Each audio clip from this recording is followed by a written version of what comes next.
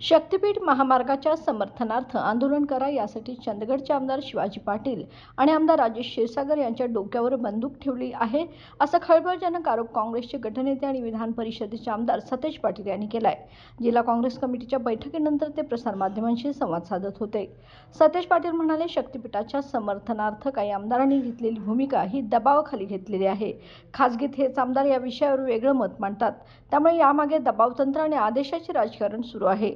जिल्हाधिकाऱ्यांकडे सुपूर्द झालेल्या सातबाऱ्या उतार्याबाबतीतही त्यांनी प्रश्न उपस्थित केले आणि विरोधकांनी दाखल केलेल्या हरकतीवर शंका व्यक्त केली।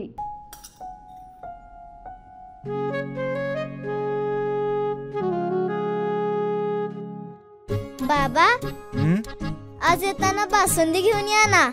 अगं, कालच आपण आईचा वाढदिवस होता म्हणून आणली होती ना। ऐकलं, गोकुळची बासुंदी पुन्हा खावीशी वाटतेय। खरं सांगू, मलाही खावीशी वाटतेय। पुन्हा पुन्हा खावीशी वाटणारी गोकुळ बासुंदी।